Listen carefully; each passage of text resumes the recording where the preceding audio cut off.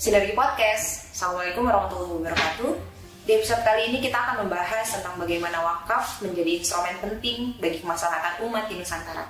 Bareng Eva dan materi kita sampai insya Allah 7 episode ke depan ya. Menelisik jejak wakaf, kita tahu bahwa wakaf berperan penting dalam penyebaran nilai-nilai Islam di era Rasulullah sampai Turki Utsmani. Di Indonesia sendiri, belakangan awareness tentang wakaf kembali gencar semenjak munculnya Gerakan Nasional Wakaf Uang atau yang kita kenal dengan GNWU yang dikeluarkan oleh pemerintah di awal tahun 2021 lalu. Tapi, tahukah sahabat sinergi, praktik wakaf di Indonesia sendiri udah dilakukan di masa-masa kerajaan Nusantara tempo dulu, sampai ternyata wakaf juga turut berperan loh dalam kemerdekaan Indonesia. Seperti apa pembahasannya? Langsung aja kita sapa materi kita yang akan menemani untuk membahas tuntas kajian tentang sejarah wakaf ya, sejarah wakaf di Nusantara. Beliau adalah salah satu nazir Serenity Foundation, juga sebagai mahasiswa Magister Ilmu Sejarah Universitas Pajajaran, juga sekaligus sebagai kolumnis, penulis esai di beberapa media, dan juga pegiat jejak Islam untuk bangsa. Muhammad Rizky Utama, kita sapa. Assalamualaikum warahmatullahi wabarakatuh, Kang Rizky. Waalaikumsalam warahmatullahi wabarakatuh. Oke, langsung aja nih. Mungkin Kang Rizky bisa sampaikan dulu poin-poin utama yang bakal kita bahas di episode kali ini dan mungkin episode selanjutnya insya Allah. Ya, terima kasih Teh Eva. Jadi seperti tadi disampaikan ya bahwa wakaf memiliki peran penting di dalam perjalanan sejarah ya bangsa kita dan sudah lama sekali gitu ya. Jadi ke depan insya Allah kita akan membahas bareng gitu ya tentang beberapa tema wakaf ya. Tadi ada beberapa episode, mungkin pertemuan kali ini yang pertama tentang pengantar ya atau prolog tentang wakaf dalam sejarah Islamisasi Nusantara ya, bagaimana ketika Islam datang ke Nusantara dan bagaimana posisi wakaf saat itu gitu ya. Lalu akan juga kita bahas wakaf di era kerajaan Islam ya, di Nusantara. Lalu ada wakaf orang-orang Muslim ya di Jazirah Arab ya. Ini menarik ya karena orang Islam di Indonesia zaman dulu itu nggak cuma wakaf di sini aja, tapi mereka juga punya wakaf ya sampai di Jazirah Arab ya, di Mekah gitu ya, di beberapa wilayah di Timur Tengah. Lalu ketika penjajah masuk, nah kita akan bahas juga mungkin seperti apa sih Belanda ini mengatur urusan wakaf gitu, karena wakaf ternyata sudah dijalankan ya beberapa abad sebelumnya, dan ketika kolonialisme masuk mereka pun ingin mengatur tentang wakaf ini gitu ya. Dan kita juga mungkin nanti akan lihat respon umat Islam seperti apa. Lalu setelah itu wakaf berkembang ya dengan berkembangnya pesantren gitu dan sebagainya gitu, hingga nanti di awal abad 20 ini muncul organisasi-organisasi keislaman modern ya, seperti misalkan Sarekat Islam, Muhammadiyah gitu dan Persis dan sebagainya, dan juga ini memberikan warna baru tentang pengelolaan wakaf gitu. Lalu di sekitar kemerdekaan ya tadi disinggung sekilas, wakaf juga memiliki peranan penting, bahkan didirikan oleh para founding fathers Republik ya, seperti misalkan Muhammad Hatta gitu. Muhammad Yamin itu terlibat dalam pengembangan wakaf ya untuk kemerdekaan.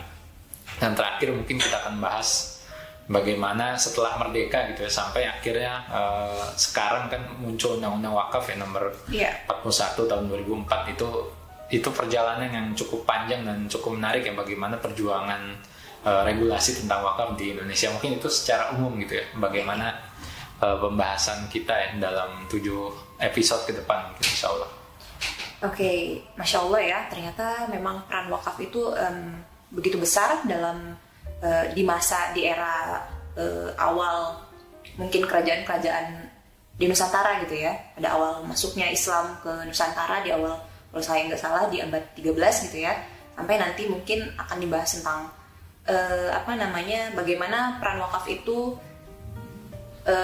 punya peran penting dalam kemerdekaan di Indonesia. Bismillahirrahmanirrahim. Assalamualaikum warahmatullahi wabarakatuh. Innal hamdalillah nahmaduhu wa nasta'inuhu wa nastaghfiruh wa na'udzu billahi min shururi anfusina wa min sayyiati a'malina may yahdihillahu fala mudhillalah wa may yudhlil fala hadiyalah. Asyhadu an la ilaha illallah wa asyhadu anna Muhammadan abduhu wa rasuluh. Alhamdulillahirabbil alamin. Terima kasih kepada Sinergi Foundation yang telah mengundang untuk membahas tentang sejarah wakaf di Nusantara ya. Ini wakaf ini salah satu sistem institusi yang cukup tua ya dalam sejarah Islam. Bahkan ada sejak zaman Rasulullah, tadi sempat disinggung ya. Jadi salah satu wakaf pertama adalah Masjid Nabawi gitu ya di zaman Rasulullah. Ketika Rasul tiba di Madinah, beliau membeli tanah ya dari anak yatim dan itu diwakafkan menjadi masjid gitu ya. Artinya sudah sekitar 14 abad wakaf ini hadir gitu ya di dunia Islam umumnya gitu ya. Dan ketika Islam menyebar gitu ya, tidak hanya di Jazirah Arab ya, tapi juga masuk ke Syam, lalu ke Asia Tengah, ke Eropa gitu ya, ke Afrika, dan juga nanti ke Kepulauan Melayu. Islam masuk membawa ajaran-ajarannya, seperangkat ajaran-ajarannya gitu ya. Ada zakat, ada sholat, syahadat ya, dan salah satunya juga wakaf gitu ya. Nah, yang kita bahas mungkin hari ini bagaimana ketika membahas wakaf ya, sejarah wakaf, maka kita tidak bisa melepaskan dari sejarah masuknya Islam sendiri ya ke Indonesia gitu ya. Kalau tadi disebutkan apakah Islam masuk abad ke-13 di Indonesia gitu ya.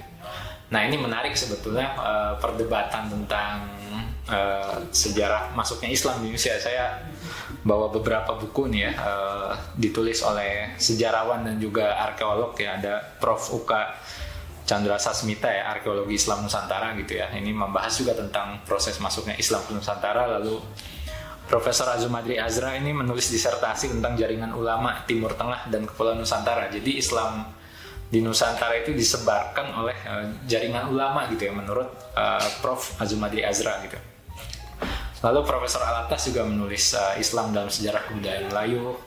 Nah, ada Rickleff ya, Prof. Rickleff ini ahli sejarah ya tentang Indonesia, menulis Sejarah Indonesia Modern. Nah, yang disebut Indonesia modern itu apa sih gitu ya? Ya, kalau menurut Prof. Rickleff ini munculnya zaman modern itu hadir dengan kedatangan Islam ke Indonesia gitu. Jadi Islam ini agama yang membawa kemajuan nih bagi bangsa Indonesia gitu, seperti itu.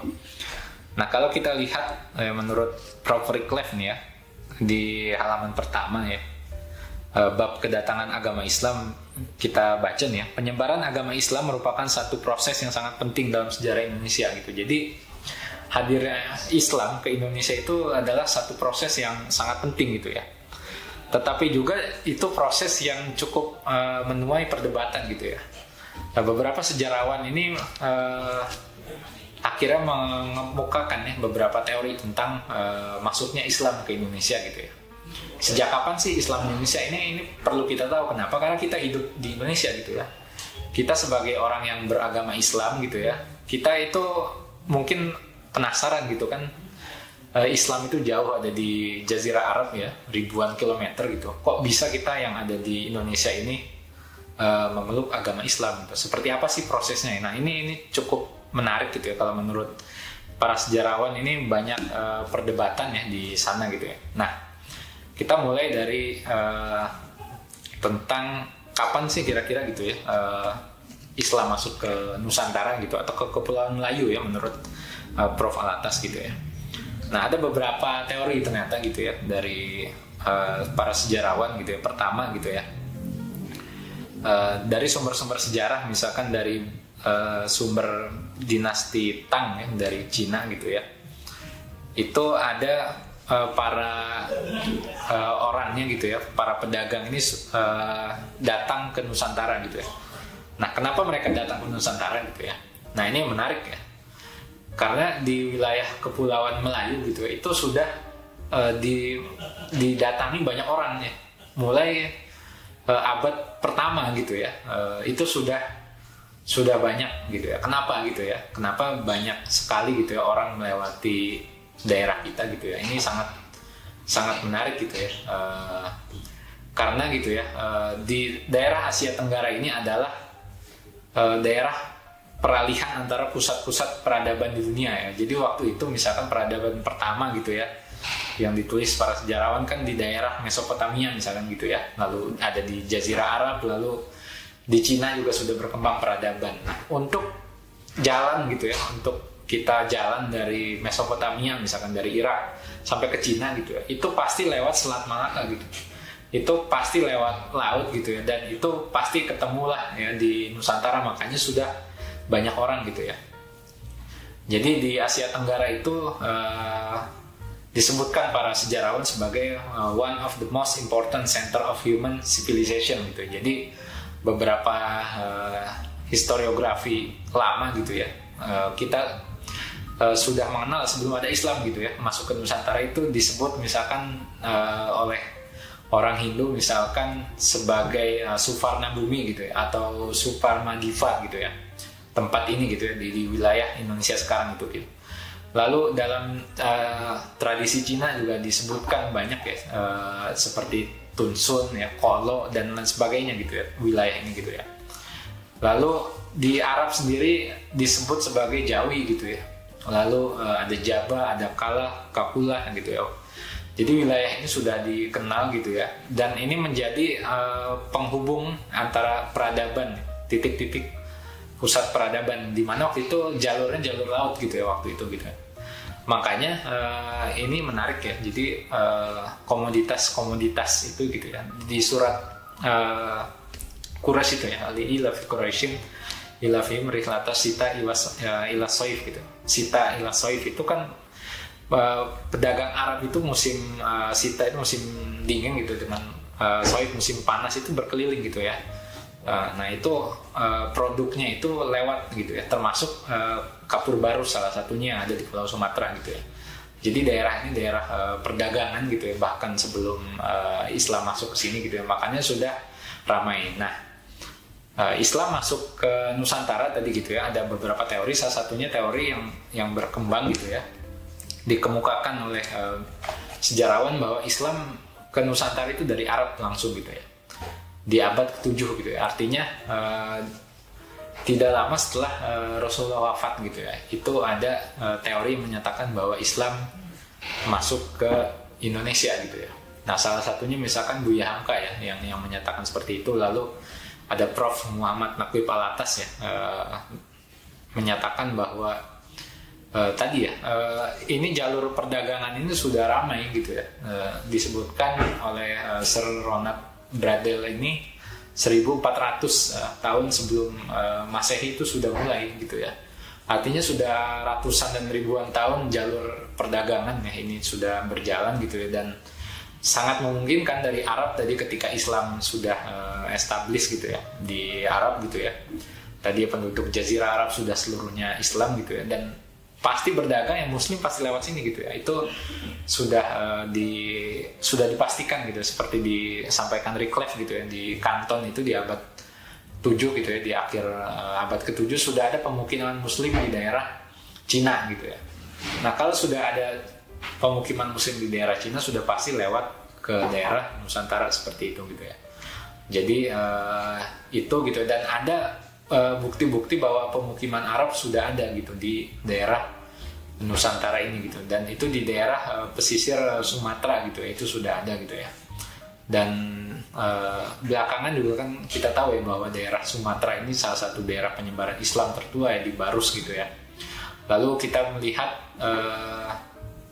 Prof. Alatas yang misalkan menyatakan dalam Hikayat Raja Pasa ya, menggunakan historiografi tradisional, bahwa kisahnya ini menarik ya. Hikayat Raja Pasa ini tentang kerajaan Islam di Sumatera gitu ya, bagaimana Islam masuk Sumatera gitu ya. Kalau kita melihat Hikayat Raja Pasa misalkan, itu ada sebuah seorang gitu ya, Merausilu itu mimpi tentang Syekh Ismail yang berasal dari Mekah. Nah ini mengindikasikan bahwa Islam itu dibawa dari Mekah langsung gitu ya. Ini ditulis Prof. Azra ya dalam bukunya Jaringan Ulama gitu ya. Hikayat Raja Pasai ya, ditulis seorang Syekh Ismail datang dengan kapal dari Mekah gitu ya. Nah itu salah satu ciri gitu ya, atau pertanda bahwa Islam datang dari Mekah gitu ya. Lalu tidak hanya Hikayat Raja Pasai, ada Hikayat Merong Mahawangsa gitu ya, bahwa seorang Syekh Abdullah Al-Yamani datang dari Mekah gitu ya. Nah, kisah-kisah ini ditulis hikayat-hikayat di Nusantara ini cukup banyak gitu ya, dan menyatakan ulama itu dari Mekah gitu. Makanya Prof. Alatas menyatakan bahwa Islam di Nusantara itu dibawa langsung oleh para dai, para ulama gitu ya. Dan itu otomatis juga mereka untuk membiayai perjalanan mereka berdagang gitu ya. Jadi ini sangat serius gitu ya, dibawanya gitu ya, Islam ke daerah Nusantara gitu ya. Ditulis abad ke-7 tadi ya. Nah, selain itu misalkan ada juga The Preaching of Islam ya, Thomas Arnold juga ya, menyatakan bahwa Islam sudah masuk ke abad ke-7 gitu. Jadi sangat awal sekali gitu ya, di masa Daulah Bani Umayyah gitu ya, seperti itu gitu ya. Beberapa bukti juga dikemukakan oleh Fatimi ya, seperti surat Umar bin Abdul Aziz ya, Khalifah Umar bin Abdul Aziz dengan seorang penguasa di daerah Nusantara yang diduga adalah Sriwijaya gitu ya. Ini juga menarik gitu ya. Ada surat menyurat dari Khalifah Umar bin Abdul Aziz gitu ya. Seperti itu gitu ya. Ini dikemukakan oleh sejarawan Fatimi gitu ya. Lalu dalam catatan Arab sendiri gitu ya, misalkan penulis Arab seperti Mas Udi ya, dalam kitab Muruj ad-Dobab ini gitu ya, diceritakan bahwa kapal-kapal ya dari Oman itu ya, dari Muscat sekarang itu gitu ya, dari kepulauan Jabat Sam datang dari mulut sungai Khanfu gitu ya, atau di Guangzhou sekarang itu gitu ya, dengan barang dagangan dan kargo mereka ya. Lalu para pedagang pergi ke laut menuju daratan Kilah gitu ya. Kilah ini Kedah gitu ya, Kedah itu di daerah Asia Tenggara di Malaysia gitu ya. Jadi ini ada catatan-catatan baik dari Cina gitu ya. Dari Cina misalkan ada catatan ada komunitas Arab ya di daerah Sumatera ya, sekitar tahun 670-an gitu ya. Ini sudah ada catatan dari Cina bahwa ada orang Islam gitu ya, seperti itu. Nah, artinya sudah lama orang Islam masuk ke Nusantara ini gitu ya. Surat Umar bin Abdul Aziz tadi kepada penguasa Sriwijaya atau dikenal sebagai Zabaj gitu ya, menyatakan dari Sultan orang Arab ya, yang tidak menyekutukan Tuhan dengan Tuhan lainnya, saya telah mengirimkan Anda hadiah yang tidak lain daripada sekedar hadiah perkenalan, dan saya harap Anda dapat mengirimkan saya seorang yang dapat mengajarkan saya Islam gitu, dan hukum-hukumnya gitu ya, yang bisa mengajarkan dan menjelaskan Islam kepada saya. Jadi ada surat menyurat ini menarik ya, itu bisa dibaca di Letters from the Maharaja to the Khalifah gitu ya, di tulisannya Fatimi gitu ya. Nah ini menarik gitu. Jadi Islam sudah lama gitu ya di Nusantara. Cuma nanti menurut beberapa sejarawan gitu ya, masifikasinya itu terjadi mulai abad ke-13 ke-14 setelah muncul daulah-daulah Islam tadi ya. Jadi Islamnya dulu masuk, lalu muncul komunitas-komunitas Muslim, dan juga nanti muncul daulah Islam pertama gitu ya di Nusantara, itu Daulah As-Solihiyah atau kita kenal dengan Samudra Pasai ya, di ujung Aceh kalau sekarang itu di daerah Pasai gitu ya. Nah, saya pernah ke Aceh tahun 2015 gitu ya, melihat sisa-sisa peninggalan peradabannya gitu. Ada makamnya itu luar biasa gitu ya, ada inskripsinya gitu ya, dan itu peradaban yang sangat tinggi gitu ya di saat tahun 1290-an. Nah, tahun 1300-an itu Ibnu Battuta ya, seorang pelancong gitu ya, dari Tangier itu keliling dunia kan, dan dia sampai di daerah Samudra Pasai ya. Nah, dari mana biayanya? Ini kan menarik gitu ya, bisa keliling dunia. Sekarang kita bisa traveling keliling dunia gitu ya. Ternyata kalau kita baca, salah satunya adalah wakaf gitu ya, bagaimana Ibnu Battuta itu bisa dari daerah paling barat ya, dari Maghrib itu, dari Maroko sampai ke daerah Asia Tenggara gitu ya, itu dari wakaf ternyata gitu. Salah satu kenapa bisa sampai di sini gitu, dibiayai oleh wakaf. Nah, Samudra Pasai itu yang diceritakan oleh Ibnu Battuta itu udah peradaban yang sangat tinggi sekali gitu ya, dan itu menarik gitu ya, bagaimana akhirnya Samudra Pasai inilah nanti yang jadi salah satu mercusuar ya, menyebarkan dai-dai ke Nusantara yang disebut Azra itu pada abad ke-17 dan 18 ini menyebar gitu ya, untuk mendirikan masjid, pesantren, dan institusi pendidikan ya. Sampai akhirnya mungkin ya salah satunya adalah kita gitu ya, anak cucu keturunan daripada pendahulu kita yang memeluk agama Islam gitu ya. Nah, yang menarik gitu ya, ketika Islam sampai di Nusantara ini, dia dengan damai ya, disebutkan Profesor Alatas gitu ya, bagaimana Islam itu bisa diterima gitu ya dengan damai, dan karena dia jalur perdagangan tadi ya, para dai dan juga sekaligus dia berdagang gitu ya. Ini menarik gitu ya. Disebutkan di sini oleh Prof. Uka itu kenapa orang pribumi ini tertarik memeluk Islam, khususnya para raja gitu ya. Di sini misalkan, secara garis besar proses penyebaran Islam dapat melalui berbagai saluran ya, seperti perdagangan, perkawinan, birokrasi, pemerintahan, pendidikan gitu ya, dan lain-lain gitu ya. Seperti itu ya. Proses penyebaran Islam dapat pula dilakukan melalui saluran lembaga pendidikan di Indonesia. Nah, ini lembaga pendidikan ya, atau pesantren ini memiliki peran sentral ya dalam penyebaran agama Islam di Indonesia gitu ya. Dan kita tahu gitu ya, apa basis dari didirikannya pesantren gitu ya. Ya, itu wakaf gitu ya. Nah, ini menarik gitu ya. Jadi wakaf itu sangat besar sekali gitu ya pengaruhnya kepada Indonesia bahkan sampai sekarang ya. Jadi kita bisa memeluk Islam, orang tua kita, kakek kita, nenek kita, salah satunya dengan wasilah wakaf ini gitu ya, dari institusi-institusi pendidikan yang didirikan oleh para ulama gitu ya, para penyebar Islam gitu ya di Indonesia. Salah satunya adalah, salah 9-nya adalah Wali Songo gitu yang kita tahu gitu ya, 9 penyebar Islam di daerah Nusantara gitu ya. Dan mereka mendirikan institusi pendidikan, jelas gitu ya. Itu bisa dilacak dalam babat-babat gitu ya. Nah, sebetulnya ajaran apa sih yang dibawa sebetulnya ketika Islam itu masuk ke Indonesia gitu? Sebetulnya sederhana awalnya gitu ya. Kalau kita lihat di Sunda aja ya, ada namanya babat Tanah Sunda, babat Cirebon, terus ada sejarah Banten ya. Kalau kita baca tuh historiografi tradisional 2 aja ya, Carita Purwaka Carubanagari tentang kerajaan Cirebon gitu ya, sama tadi ya babat Tanah Sunda, babat Cirebon ya. Nah, Islam di daerah Tatar Sunda itu disebarkan oleh namanya Sunan Gunung Jati ya. Sunan Gunung Jati itu siapa? Nah, ini menarik ya. Kalau kita baca babat Tanah Sunda, babat Cirebon atau Carita Purwaka Carubanagari gitu ya, ini jadi Prabu Siliwangi itu sangat terkenal sekali waktu itu ya sebagai raja Sunda gitu ya. Punya anak 3 namanya Kian Santang, Rara Santang ya. Terus Walang Sungsang yang paling besar itu gitu ya. Nah, Walang Sungsang ini adalah nanti dia masuk Islam ya, sama adiknya namanya Rara Santang, perempuan. Nah, Walang Sungsang ini mimpi ketemu Rasulullah. Nah, ini menarik ya, kalau melihat historiografi tradisional ini, catatan-catatan babat, hikayat gitu ya, kayak tadi ya di Aceh gitu ya, mimpi ketemu Rasulullah gitu.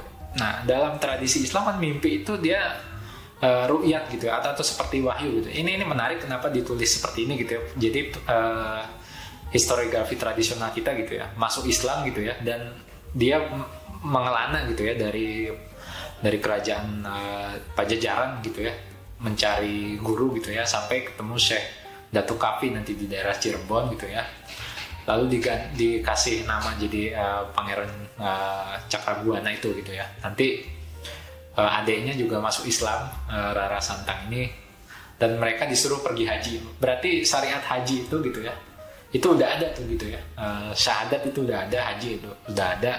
Lalu kalau kita baca di Carita Purwaka Carubanagari sama di babat Tanah Sunda, babat Cirebon, perintah zakat itu sudah ada loh. Itu menarik gitu ya. Jadi zakat itu sudah masuk gitu ya di situ, sholat itu sudah ada. Maka rukun Islam berarti yang diajarkan gitu ya di sana, dan akhirnya mereka berangkat haji gitu ya. Nah, setelah haji itu, setelah haji ini terjadi di abad ke-15 ya, tahun 1400-an. Setelah haji itu ternyata Rara Santang itu ketemu khalifah dari Mesir gitu ya,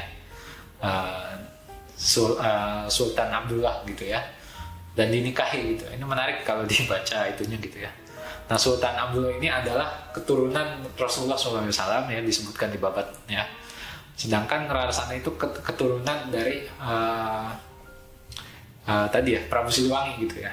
Nah, ini adalah salah satu ya, babat ini menceritakan bagaimana kondisi masyarakat saat itu ya.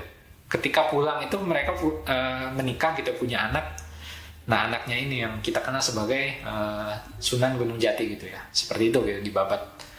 Nah, ketika dengan kebayang ya cucunya Rasulullah gitu ya, dan juga anaknya cucunya Prabu Siliwangi gitu ya, ada di Cirebon, ini luar biasa, ini legitimasinya sangat kuat gitu. Masyarakat dengan cepat menerima Islam gitu ya.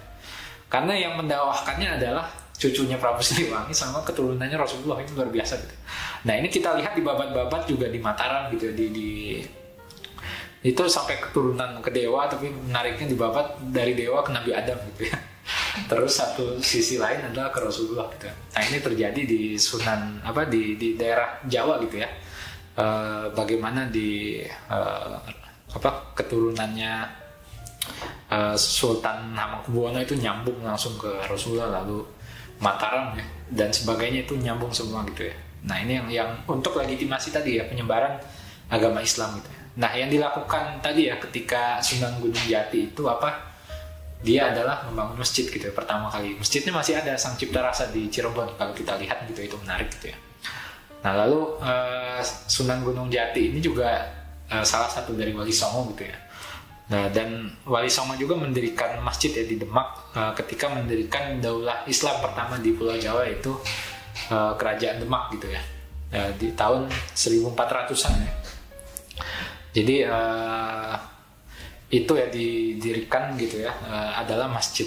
Nah, yang paling menarik adalah masjid ini gitu ya adalah wakaf gitu ya. Masjid Demak itu sampai sekarang statusnya adalah wakaf. Dan yang cukup menarik, wakafnya itu nggak cuma masjid ya. Tanah wakaf milik Nazir pengelola Masjid Demak itu 350 hektar, bayangin. Dan masjidnya kan nggak gede ya, tapi kenapa wakafnya 350 hektar yang terdata sekarang itu? Ternyata sisanya adalah sawah dan lain-lain gitu untuk membiayai masjid ini gitu ya. Kalau sekarang tanahnya udah dipakai ruko, nah hasil sewa ruko ini membiayai Masjid Agung Demak itu sekarang gitu. Nah, ini yang menarik gitu. Jadi wakaf pertama gitu yang diketahui ya di Indonesia adalah masjid, seperti halnya wakafnya Rasulullah ya ketika membangun Madinah gitu. Nah, ini mungkin sekilas ya atau sebagai pengantar ya bagaimana wakaf itu nanti dari masjid ini gitu ya melahirkan institusi ya seperti misalkan madrasah gitu ya. Karena awalnya kan di masjid ya pusat pendidikan dan peradaban Islam. Nah, kalau kita melihat bagaimana perkembangan masjid ini gitu ya, misalkan di Aceh ya, di Aceh lalu di Makassar, di kota-kota besar Islam ini, kota-kota Muslim ini tumbuh ya dengan awalnya itu masjid tadi gitu. Dari masjid inilah nanti diatur. Jadi masjid ini yang berstatus wakaf gitu ya, nanti mengatur urusan zakat gitu ya. Urusan zakat itu diatur oleh imam masjid, oleh ulama masjid gitu ya. Baru nanti ada perubahan zaman Belanda, ditunjuk petugas masjid itu ya, atau istilahnya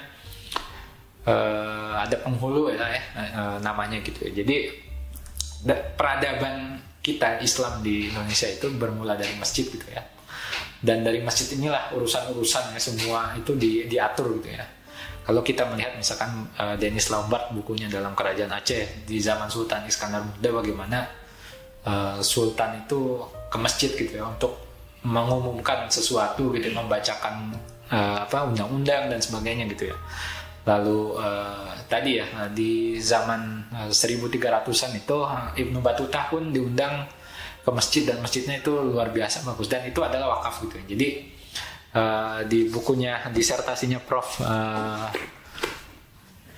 Amelia ini ya Fauzia gitu ya tentang sejarah filantropi Islam ya di Indonesia, menyebutkan bahwa masjid gitu ya adalah salah satu produk wakaf pertama yang ada di Nusantara gitu ya, dan ini masih bertahan sampai sekarang ya. Jadi mungkin itu pengantar kita ya sebelum nanti kita membahas sebetulnya setelah ini misalkan di zaman kerajaan itu selain masjid apa sih, banyak ternyata gitu ya. Sebab kalau kita melihat tradisi wakaf gitu ya di dunia Islam, misalkan di daerah sebutlah di zaman Harun al-Rasyid yang misalkan di Abbasiyah, Harun al-Rasyid itu mempunyai seorang istri gitu ya, dia membangun wakaf jalur air sampai ke Mekah, artinya supaya jamaah haji di sepanjang perjalanan itu bisa mendapatkan air gratis gitu ya, ketika mereka musafir gitu ya sampai ke Mekah setiap musim haji. Nah itu adalah satu produk wakaf gitu ya, atau asbilah atau wakaf sabil atau air ini salah satu yang terjadi ya di dunia Islam sampai di Daulah Turki Utsmani ya, kita tahu namanya Cesme kalau istilahnya bahasa Turkinya gitu ya, itu terjadi. Nah di Indonesia seperti apa ya, kita akan bahas di podcast selanjutnya insyaallah. Mungkin sekian, terima kasih. Assalamualaikum warahmatullahi wabarakatuh. Waalaikumsalam warahmatullahi wabarakatuh. Masya Allah. Wow, begitu hebatnya gitu ya wakaf. Tadi yang paling keinget banget itu ada salah satu pelancong atau traveler muslim ya, yang kita tahu juga ternyata Ibnu Battuta bisa keliling dunia dari Maghrib, Maroko, Afrika gitu ya, bisa sampai ke Asia Tenggara. Itu juga salah satunya diperani oleh wakaf gitu ya. Nah, untuk di Nusantara sendiri tadi udah disampaikan sama Kang Rizky bahwa wakaf ini sangat berperan penting dalam Islamisasi atau proses penyebaran Islam di Nusantara. Tadi disampaikan bahwa wakaf pertama di Nusantara itu ada wakaf masjid gitu ya. Dan dari wakaf masjid itu ternyata dari sana didirikan juga, lahirlah institusi pendidikan ya Kang di Nusantara, yang kemudian kenapa kita dan orang tua kita dan nenek moyang kita bisa akhirnya memeluk Islam, ternyata penyebarannya dari wakaf-wakaf pesantren itu gitu ya Kang. Oke. Nah itu mungkin di episode kali ini memang kita masih membahas pengantarnya ya teman-teman sahabat Sinergi. Nah untuk ke depan kita akan membahas mungkin lebih dalam gitu ya tentang tadi yang udah disampaikan oleh Kang Rizky. Cukup sekian mungkin dari kita. Semoga teman-teman bisa menarik pelajaran-pelajaran penting tentang sejarah wakaf di Nusantara. Sekian, assalamualaikum warahmatullahi wabarakatuh.